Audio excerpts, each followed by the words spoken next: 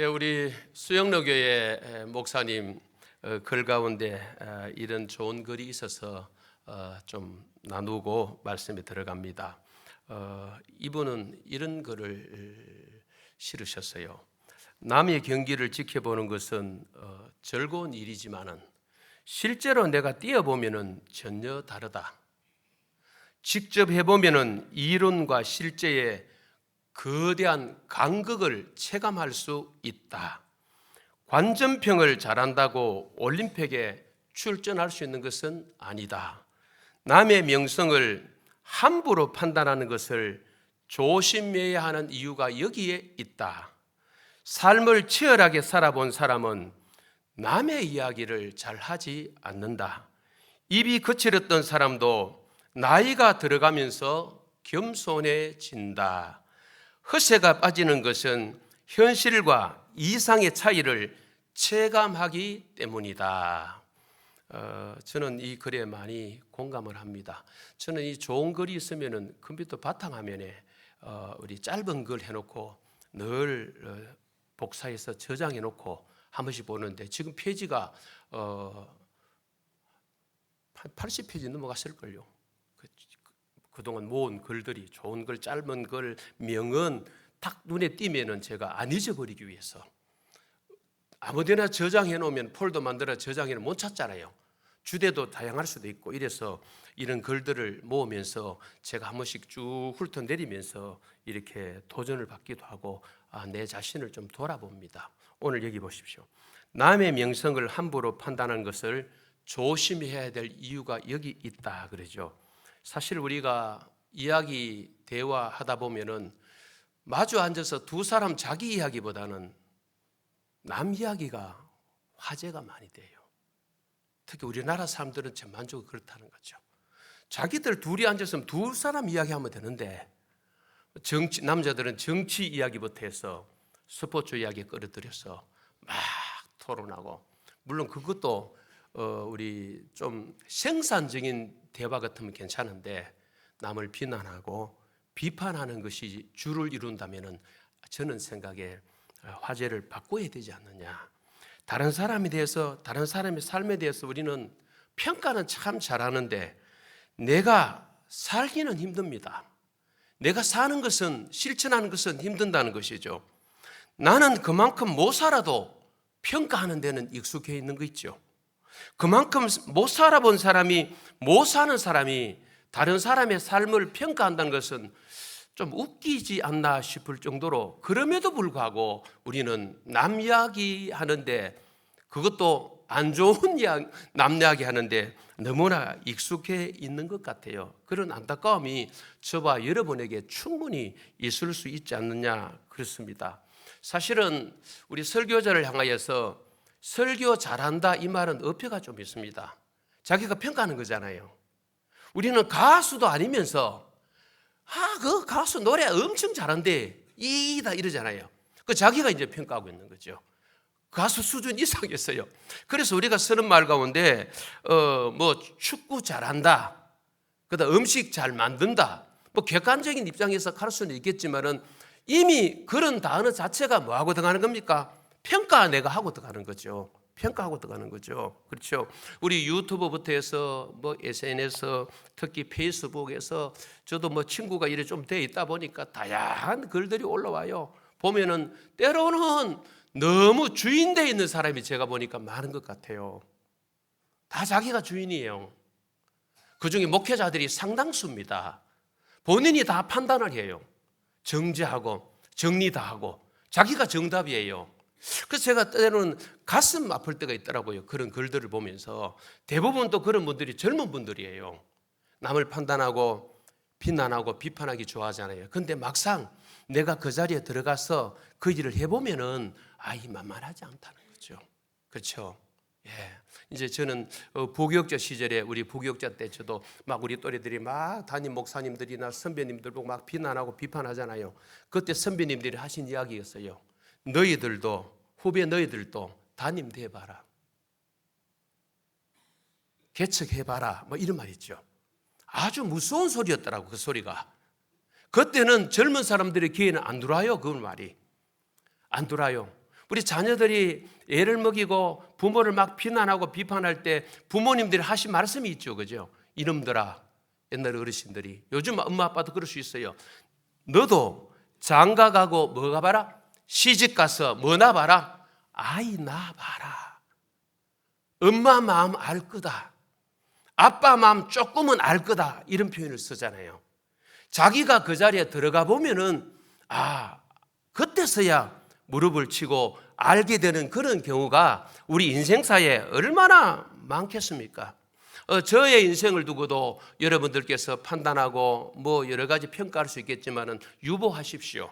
그리고 하나님께 맡기시고 저를 향하여 던지는 말이 있다면, 기도하실 일이 있다면 우리 목사 서주셔서 감사합니다. 그 정도만 하시면 좋을 것 같아요. 잘했다, 못했다, 뭐 목회가 성공했다, 실패했다, 뭐 아이던데 이런 말 안 하시고, 그렇죠? 이런 말씀은 하지 마시고 32년간 저 송문이라는 저 사람을 하나님 써주셔서 참 감사합니다. 이걸로 족하지 뭐 이 평가 저 평가. 저는 이제 하나님 앞에 평가를 받아야 되죠, 그죠? 하나님 앞에 평가 받으면 돼요. 예. 우리 부부는 이제 우리 삶에 대해서 앞으로 남은 인생도 살아가겠지만은 하나님 앞에 서야 되잖아요. 그분 앞에서 우리는 평가받을 거예요. 여기 앉아 계신 여러분도 마찬가지입니다. 우리 장로님 네 분도 그러시고요. 우리 중직자들도 삶을 누구에게 평가받는 게 아니에요. 사실은 뭐 보여지기는 하겠지만은, 보여지는 가운데 모든 분들에게 할 수 있다면 은혜로웠다, 참 복되었다, 그리고 본받을 만하구나, 뭐 이런 건 좋은 거예요. 나쁜 거 아니에요. 참 삶이 훌륭했다, 그분의 존재감은 참 여러분들에게 선한 영향력을 미쳤다, 이거 좋은 거죠. 이런 삶도 살지 마라, 의식하지 말라는 뜻은 아니에요. 최종적인 모든 판단은 누구 손에 있습니까? 그분의 손에서 우리가 받는 것이기 때문에 너무 섣불리 정죄하거나 함부로 판단하는 일은 자제하자는 것이죠. 그리고 다른 사람의 삶에 대한 점검보다는 저는 늘 생각해 봅니다. 우리 각자의 삶을 점검하는 것이 빨라야 됩니다. 남의 것을 판단하고 그걸 살피는 것보다는, 물론 지도자가 되다 보면은 살필 수 있습니다. 또 살펴서 권면하기도 하고 끌어가기도 하고 끌고 가기도 하지만, 그러나 지도자에게 있어서 또 중요한 하나가 있는데 자기 관리라 그러잖아요. 자기를 점검하고, 어디 앞에서? 말씀 앞에서. 여러분 앞에서 지도자가 점검받는 게 아니에요. 여러분의 물론 삶을 보면서 담임으로서 이제 성도님도 저렇게 사시는데, 뭐 우리 장로님, 뭐 중직자들도 저렇게 사는데 하는, 그거는 본받을 수 있죠, 그죠? 그러나 하나님 바라보면서 하나님 앞에 나는 누구인가, 또 말씀이죠. 주어진 말씀 앞에서 나는 누구인가, 참 중요한 것 같아요. 남을 보기 전에 나를 먼저 보는 거, 이게 얼마나 중요한가. 그래야 내가 뭐 할 수 있어요? 실천할 수 있어요. 삶을 살 수가 있다는 것이죠, 그죠? 입으로 남을 판단하고 정죄하다가 인생을 끝나는 것이 아니고, 남을 평가하다가 인생을 끝나는 것이 아니고, 내가 살아내야 됩니다. 살아내는데 내 힘으로 됩니까? 아니지요. 주의 도우심이 필요한 줄로 믿습니다. 오늘 본문에서 경건은 오직 말씀의 실천으로 입증된다는 점을 말하기 위해서 경건이 무엇인지를 말합니다. 경건이란 이론이나 어떤 의식이 아니라 말씀에 순종해서 행하는 것이라고 야고보 기자는 말하는데, 다른 사람을 평가하는 삶이 아니라 내가 말씀에 순종하여 살아가는 것입니다. 오늘 26절 상반절에 누구든지 스스로 경건하다 생각하며 그랬죠. 그리고 27절 상반절에 하나님 아버지 앞에서 정결하고 더러움이 없는 경건은 그랬습니다. 일반적으로 성경에서 경건이라는 것은 우리 헬라 단어는 유세베이아라는 단어를 씁니다. 일반적으로 대부분 이 단어예요. 하나님 앞에 바른 태도를 말하죠. 이 단어를 쓰는데 오늘 이 본문에는 그 단어를 쓰지 않았어요. 27절에는 이 경건은 헬라어로 드레스케이어라는 단어입니다. 이 단어를 썼는데 신약엔 4번밖에 쓰이지 않는 단어예요. 26절에서는 형용사 경건함의 형태인 드레스코스가 나오는데, 이거는 이 단어는 여기만 딱 한 번 나오는 단어예요. 헬라 단어가. 여기 경건한 드레스코스라는 말은 신앙심이 깊은 종교적인 하나님을 섬기는 어떤 외적인 형태를 말할 때 이 단어를 쓰는 것 같아요. 그리고 본문이 소개하는 경건이라는 것은 무엇입니까? 하나님이 정말 원하시는 경건은 뭡니까? 세 부분으로 경건의 균형을 설명하는 것을 봅니다. 이 말씀을 좀 나눌까 합니다. 먼저 한 부분은 자기 자신에 대한 경건입니다. 그 다음에 경건이 뭡니까? 연약한 이웃에 대한 경건입니다. 또 한 가지 주제 경건은 타락한 세상에 대한 경건입니다. 이 세 가지 경건의 균형을 야고보서 기자가 우리에게 알려주고 있는데 이 세 가지를 요약해서 좀 나눌까 합니다. 먼저는 첫째, 혀를 제갈 물리는 삶, 말의 통제입니다. 이거는 자기 자신에 대한 경건입니다. 26절 하반절을 한번 읽어보실까요? 26절 하반절 시작. 자기 혀를 제갈 물리지 아니하고 자기 마음을 속이면 이 사람의 경건은 헛것이라. 자기 혀를 제갈 물리지 아니하고 자기 마음을 속이면서 자기가 뭡니까? 종교성이 있다, 경건하다 이렇게 하는 것은 진짜 종교성이 없는 거다. 이 사람의 종교성은 헛것이다. 이런 표현이거든요. 이 경건의 시작은 야고보가 말하는 경건의 시작은 말조심입니다. 이렇게 제갈이라는 단어, 짐승 말 있죠. 말의 입에 물리는 제갈 있죠. 이렇게 물리는. 그거 뭐 하기 위해서 겁니까? 말을 뭐 하기 위해서? 통제하기 위해서. 제갈을 물려서 말 주인이 말을 마음대로 움직이기 위해서. 그래서 말에 제갈을 물리는 것은 주인이 원하는 대로 컨트롤하는 거죠. 예? 통제하는 거죠. 조절하는 거죠. 여기 혀를 제갈 물린다. 이 제갈을 억제하다, 제어한다. 스스로 그 말을 통제하는 것을 말하는데 자신의 말을 통제할 수 없다면 그 사람의 경건은 헛탕이다, 헛것이다 이런 말이죠.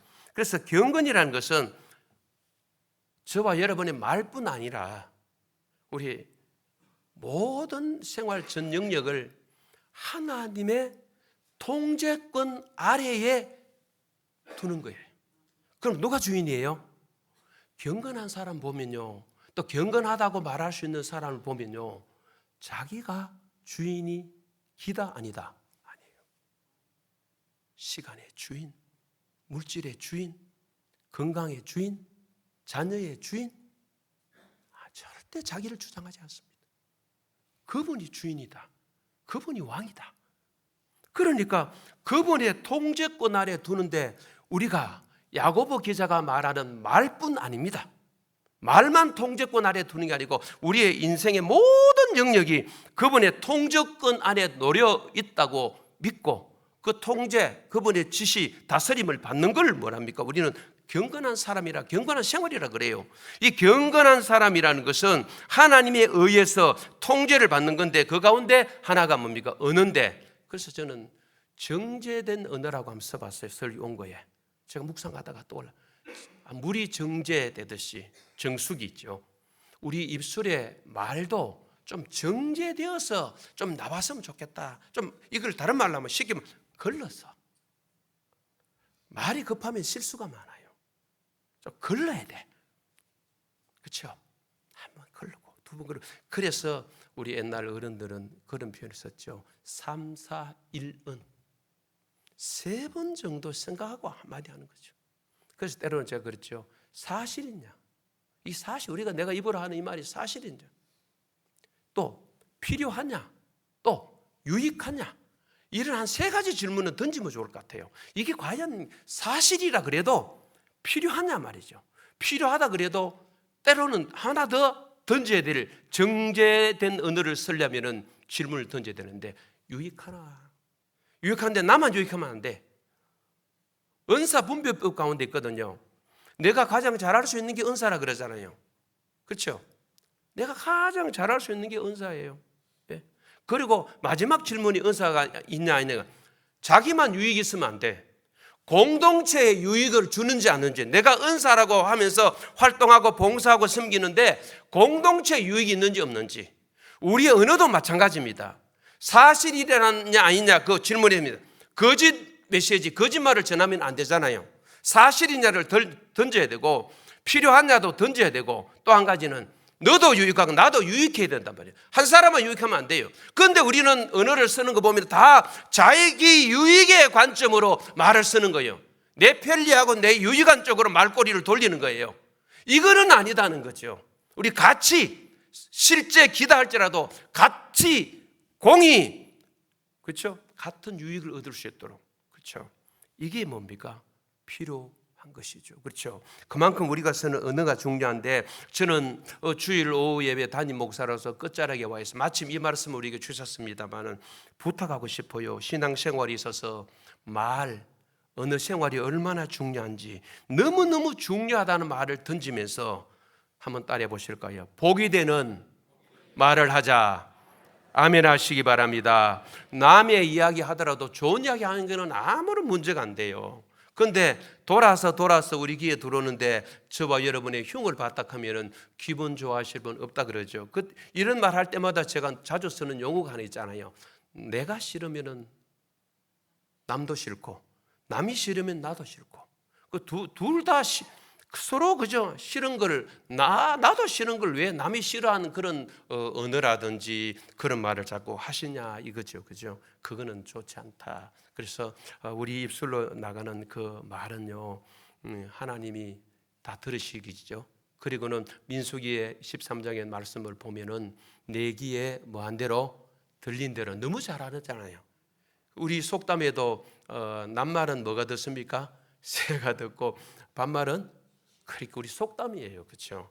우리는 뭐 짐승을 이렇게 끌어이어가 인용하지 않더라도 성경 말씀대로 하나님이 다 들으시고 계시잖아요. 그 하나님 귀에 들리는 말들이 복이 되는 그런 언어를 저와 여러분이 많이 쓰면 좋겠는데, 할 수 있다면 말은 뭡니까? 정제되고 때로는 절제되어서 정말 사실인가, 필요한가, 유익한가 이걸 따져가면서 우리 입술로 나가는 말을 흘러보냄으로 말미암아 이 해를 제갈 물리는 이 삶이 우리에게 드러나므로 우리 정말 경건을 삶 속에서 언어 속에서 실천하는 저와 여러분이 되기를 간절히 소망합니다. 두 번째 말씀입니다. 고아와 과부를 돌보는 삶이죠. 이거는 연약한 이웃에 대한 경건입니다. 긍휼이라는 단어입니다. 앞에 말은 통제라는 단어를 붙이면 될 것 같아요. 그 다음에 두 번째 주제는 긍휼입니다. 긍휼을 실천하는 삶입니다. 연약한 이웃을 돌보는 긍휼한 마음을 가지는 삶이죠. 27절 중반절에 곧 고아와 과부를 그 환난 중에 뭡니까? 돌아보고. 여러분 잘 아시는 대로 고아, 과부, 나그네는 뭐 이스라엘 공동체뿐 아니라 성경 속에서 대표적으로 우리가 도와야 될 연약한 소외 계층을 통칭하는 부류 아닙니까? 고아, 과부, 이 나그네. 반드시 도움이 필요한 사람들이죠. 이들을 뭐합니까? 환난 중에 뭐합니까? 그 환난 중에 돌아보라 그랬죠. 우리 이사야 1장 17절 한번 읽어보실까요? 시작. 선행을 배우며 정의를 구하며 학대받는 자를 도와주며 고아를 위하여 신원하며 과부를 위하여 변호하라 하셨느니라. 한 구절 속에 다 나와 있습니다. 여기 본문에 환난 중에 환난이라는 것은 압박, 억압, 여러 환난을 말하는데 바로 이들을 돌본다는 것은 도움을 주는 걸 말하죠. 진짜 도움이 필요한 자들에게 도움을 주는 걸 말하죠. 그래서 경건은 언어나 철학의 문제가 아니라 실천과 행동의 문제다. 그렇죠? 실천과 행동의 문제예요. 잠언 19장 17절을 한번 읽어보실까요? 시작. 가난한 자를 우리 화면 앞에 거를 좀 넘어가서 그렇습니다. 제가 방송실하고 대화를 했거든요. 설교 연구가 좀 긴 것 같아서 줄이려고. 19장 17절 시작. 가난한 자를 불쌍히 여기는 것은 여호와께 구워드리는 것이니 그의 선행을 그에게 갚아 주시리라. 여러분, 가난한 자를 불쌍히 여기는 것은 가난한 자에게 구워주는 게 아니고 누구를 구워주는 거라고 합니까? 여호와께 구워드리는 것이니 그의 선행을 누가 갚아줍니까? 하나님이 갚아주는데, 마태복음 25장 40절에 이런 말씀이 나와요. 화면 뭐 띄우셔도 되고 안 띄우셔도, 마태복음 25장 바로 앞에 있죠. 25장 40절 띄울 수 있습니까? 25장 40절 한번 읽어보십시다. 자, 시작. 임금이 대답하여 이르시되 내가 진실로 너희에게 이르노니 너희가 여기 내 형제 중에 지극히 작은 자 하나에게 한 것이 곧 내게 한 것이니라 하시고. 마태복음 25장 배경을 잘 아시겠죠? 언제 우리가 주님께 그런 일을 했습니까? 노란 글씨 보십시오. 지극히 작은 자 하나에게 한 것이 곧 누구께 한 것이다? 예수님께 한 것이래. 예수님께 한 것이래. 잠언 19장 17절과 같은 맥락이에요. 예수님께 한 것이래. 예수님께. 그죠? 우리 사도행전 9장 36, 37절 화면으로 보십시오. 사도행전 9장에 보면은 여제자라고 소개되는 다비다가 나와요. 다비다. 이 사람이 노란 글씨를 보십시오. 밑에 선행과 구제하는 일이 어떻다고요? 심이 많았다.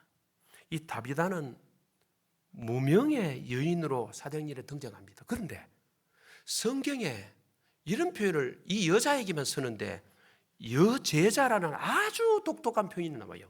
여제자, 여제자. 신약에 등장한 유일한 표현입니다. 신약 성경에 기라성 같은 대단한 여인들이 많았음에도 그 누구에게도 이 여제자라는 칭호를 쓴 일이 없습니다. 그런데 이 다비다에게 선행과 구제를 심히 많이 했던 이 다비다에게 무엇입니까? 여제자가 있었으니 이런 표현을 쓴 거예요. 이 여인이 죽습니다. 9장 39절 한번 읽어보실까요? 시작. 베드로가 일어나 그들과 함께 가서 이르매 그들이 데리고 다락방에 올라가니 모든 과부가 베드로 곁에 서서 울며 도로가가 그들과 함께 있을 때에 지은 속옷과 겉옷을 다 내 보이거늘. 여기 도로가 다비다지요. 생전에 어떤 삶을 살았습니까? 구제, 선행, 심히 많았는데 이 여인이 죽었을 때 어디서 드러났습니까? 장례식장에서 드러난 거예요. 장례식장에서. 그렇죠?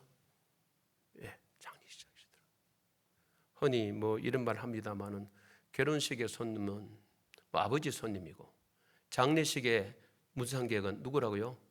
자식이 뭐 어떻게 살았냐 합니다만은 오늘 성경에 보니까 거꾸로 같아요. 이 여인이 이런 삶을 살고 죽었을 때 조문객들이 난리 난 거예요. 이 여인으로부터 도움받은 자들이 대거 몰려온 거예요. 이 여인의 삶을 죽음 속에서 증명을 해주는 성경의 표현이 바로 사도행전 9장 39절이에요. 그렇다면 우리가 뭐 이런 내가 죽어서 사람이 막 몰려오게 하기 위해서 누군가 과시하고 드러나기 위해서 나는 구제해야 돼. 아니에요. 구제를 하고 선행을 하고 이웃을 향해 나눌 때는 어떤 이런 기대치라든지 이런 목표를 두고 흘러보내면 안 됩니다. 이미 우리가요, 저도 그렇고요, 하나님으로부터 받은 은혜가 얼마나 큽니까? 또 성도들로부터 받은 사랑도 있거든요. 그래서 제가 계속해서 건자의 기도가 나오니 하나님 감사합니다예요. 하나님 이 연약한 자, 부족한 자 써주셔서 감사합니다. 못난 인간 아닙니까? 뭐가 난 인간 아닙니까? 그리고는 이런 표현이 오늘 새벽에 툭 튀어나왔어요. 하나님 저 서신다고 고생 많으셨습니다. 하나님은 고생 그런 거 사실 없거든요. 물론 하나님은 인간이 가지신 이런 것들을 다 가지고 계시기 때문에 감정도 있겠죠. 예수 그리스도도 가지셨으니까. 뭐 그런 것들은 신적이기 때문에 뭐 당연히 인간이 가진 것보다 훨씬 초월해 계시지만은 그러나 신을 향하여 인간적인 관점에서 제가 표현을 해본 거예요. 하나님 예, 많이 자셨다 이런 말 하셨어요. 그죠? 고생하셨습니다. 이 뭐가 난 이 인간을 쓰신다고 예, 자셨습니다. 이런 표현이 개인 기도 시간에 이렇게 막 나오는 거 있죠. 하나님 고생하셨습니다. 그렇죠? 그 인간적인 입장에서 그 표현하는 거예요. 그죠? 신을 표현한 거죠. 그렇습니다. 뭐 받은 사랑 때문에 우리가 뭡니까? 흘러보내고 또 주의 말씀이니까 흘러보내고 이러지. 내가 앞으로 받아야 되지. 내 갚음을 받아야 되지. 내 자식들에게 복이 흘러와야 돼. 이런 목적은 아닙니다. 자연스럽게 받은 사랑을 나누고 흘러보냈더니만 하나님은 어떻게 하셨어요? 채워주신 거죠. 그죠? 이런 삶이 우리 교우들에게 저는 많이 있는 것 같아요. 제가 간혹 아랫대에게, 이해하는 아랫대에게 그런 말 해요. 충분히 말을 알아듣는 아랫대에게 너만의 삶이 아니다. 그러면서 제가 경상도 사투리를 써요. 너가 알지? 부모님들이 심어놓은 거 돌아가시고 안 계신 경우도 있어요. 야, 그런 것들이 저는 볼 때 그래요. 제가 보는 견지가 100%다 판단하고 아닐 수 있어요. 저는 목회 속에 느끼는 게 있어요. 아, 아랫대가 부모님들이 아무래도 그 길로 가셨으니까 좀 쉽게 좀 가는구나 이런 마음이 있어요.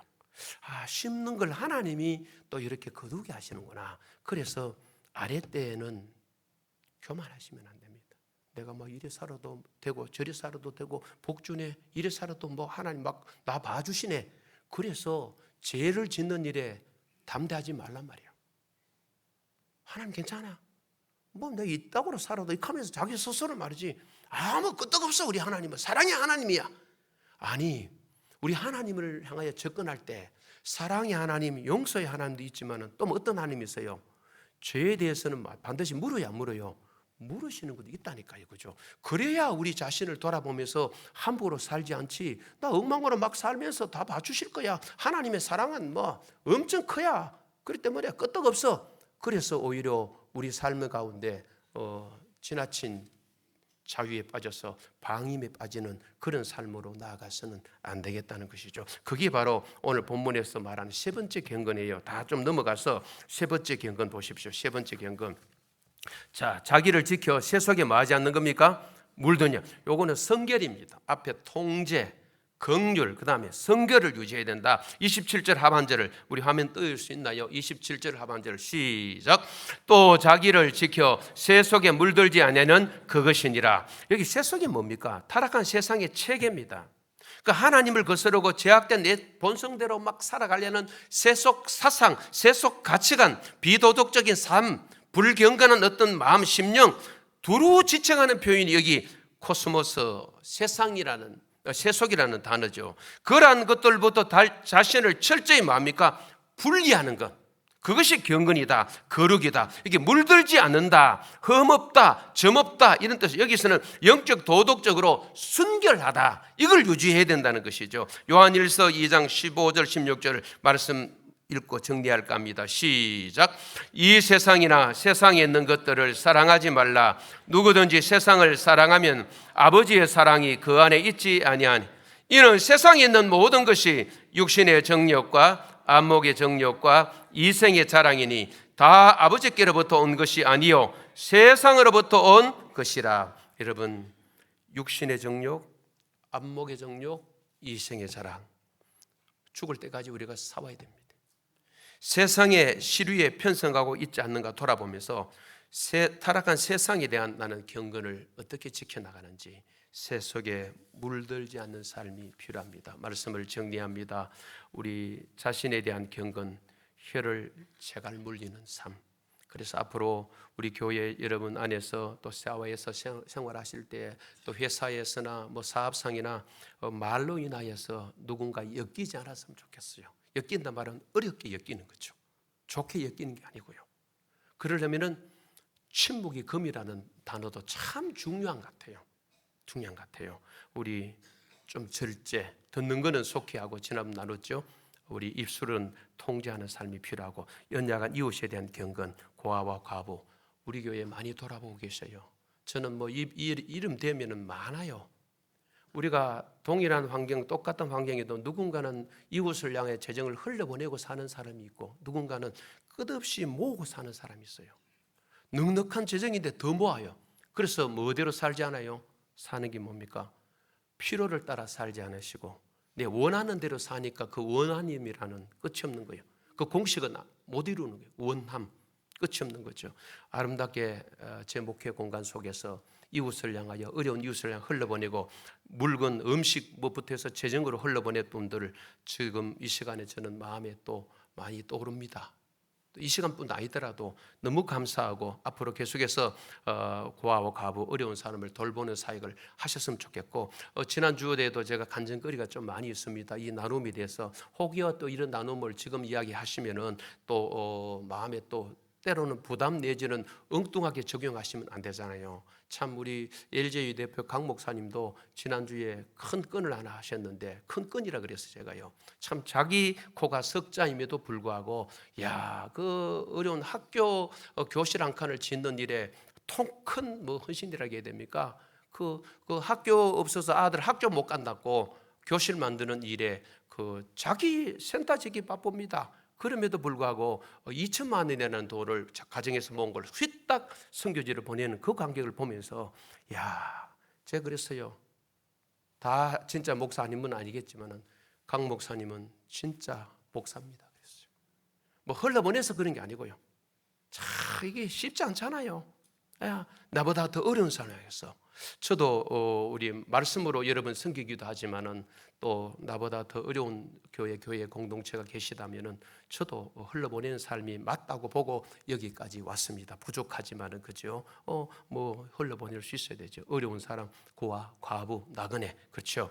마지막 타락한 세상에 대한 경건, 자기를 지켜서 새 속에 물들지 않는 것이다. 이것이 바로 야고보 기자가 말하는 경건인데 3장부터 해서 2장 넘어가서 보면은 이 이웃 사랑이 어떤 것이 나오는지 그 말에 대해서도 3장에 집중적으로 또 나오는 것을 보게 됩니다. 이 말씀들은 저는 이제 담임 목사로서 자리에 물러나기 때문에 또 다른 교역자들을 통해서 야고보서 나중에 강의할 일이 있다면 들으시면 되겠습니다. 그동안 오예배 동참하신 여러분들, 새벽기도 동참한 분들에게 감사를 드렸습니다만 오예배 동참하시면서 수십 년간 함께 오신 사랑하는 교우들, 또 근자에 오신 교우들부터 해서 모두 사랑하고 축복합니다. 그동안 감사하고 고마웠습니다. 감사합니다. 영광은 하나님께 올려드립니다. 감사합니다.